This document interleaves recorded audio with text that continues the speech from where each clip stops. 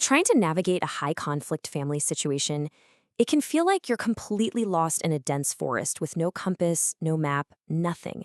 But what if there was a tool designed to be that compass? Today, we're going to take a guided tour of something called the High Conflict Family Assessment Map, a tool that might just help you find your way. If you're in the middle of a really tough separation, especially when there are kids involved, you know exactly what this feels like.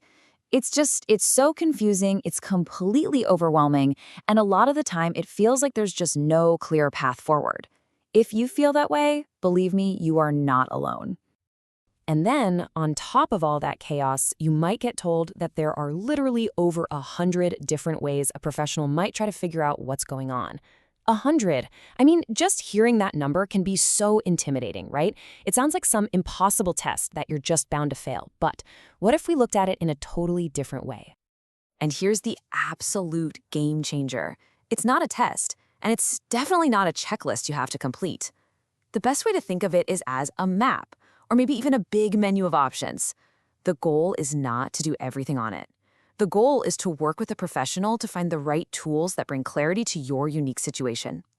All right, so let's start our tour of this map. The very first place we need to explore, the first major territory, is the relationship between the parents. Because really, this is the foundation that everything else is built on.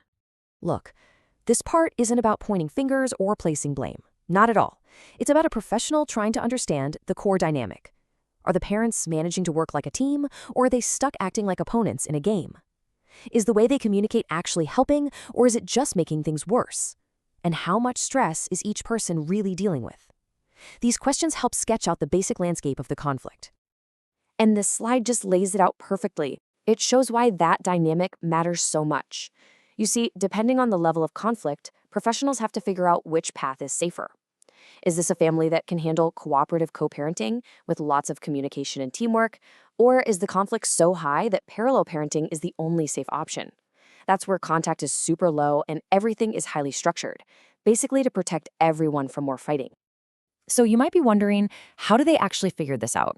Well, one way is actually pretty concrete. It's called a co-parenting communication patterns review, and it means they'll look at the actual evidence, the texts, the emails, the messages, and co-parenting apps to see what's really going on.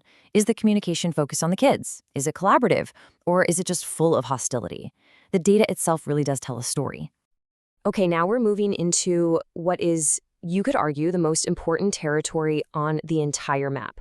The child's world. Because at the end of the day, everything else is secondary to understanding what they're going through and making sure they're okay. Now, what's so powerful about this is just how comprehensive it is. The assessments in this area are designed to look at the whole child, not just one little piece. They're exploring their emotional health, how they're actually doing in school, their friendships, and so importantly, their own perspective and their own sense of safety with each parent. And to get that full 360-degree picture, professionals don't just ask one person. They gather info from a lot of different sources. They might use something like the child behavior checklist, where parents and even teachers can give their input. And for older kids, for teenagers, there are youth self-report questionnaires that let them share their own feelings in their own words in a really safe, structured way. And this right here, this is the guiding principle for all of it. This is the whole point. These tools are designed to be incredibly careful. The goal is to truly hear the child's voice and understand their world without ever putting them in that impossible position of feeling like they have to choose a side. Okay, now before we move into the next section of our map, I have to pause on this because it is so important to understand. Especially when we start talking about things like mental health, these tools are screeners. They are not diagnoses. They're just starting points for conversation with a trained clinician. They are not labels. So with that vital point in mind, we've now arrived at the critical checkpoints on our map. You can think of these as the red flag areas, the things that professionals absolutely must assess to make sure everyone involved is safe now and in the long term. This part of the process is really all about identifying potential risks that could be harming the family. And that includes the obvious dangers, like intimate partner violence. But it also includes more subtle, but just as damaging, patterns of abuse, problems with substance use, serious mental health crises, or unresolved trauma that can really impact a parent's ability to provide safe care. And I really want to zoom in on this term for a second. Coercive control. This is such a critical concept because abuse is not always physical.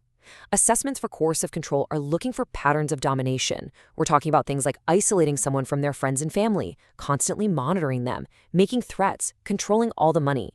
Understanding this is absolutely key to seeing the real picture of abuse. And it's the same idea when professionals screen for substance use.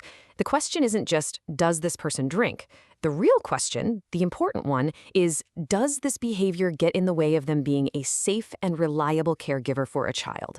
The focus always comes back to the child's safety and well-being. So, we've toured the map, right? We've looked at the co-parenting dynamic, we've explored the child's world, and we've stopped at the critical safety checkpoints. Now for maybe the most important part. How do you actually use this map to find your way through your own situation? All right, so here's your game plan. First, be specific. Don't just tell a professional it's high conflict. Point to the exact things that are worrying you. Second, ask for the tools. Ask them what kind of assessments could help bring some clarity here. Third, always bring the focus back to child-centered solutions. And finally, never ever forget, this is a menu, not a mandate. It's about finding the right tool for the job. Because really, when you strip everything else away, that's what this is all for. The entire purpose of every single item on this map, all 100 of them, is to cut through the noise, cut through the anger, and get to a place of clarity. Clarity that leads to parenting plans that are genuinely safe, stable, and supportive for kids. And that kind of leaves us with one last thought to chew on. In the emotional chaos of a family conflict, it's so easy to get caught up in winning or just being right. But what could actually change for the parents, and more importantly for the children, if we all just agreed to focus first on using the right tools to understand the full, complicated picture?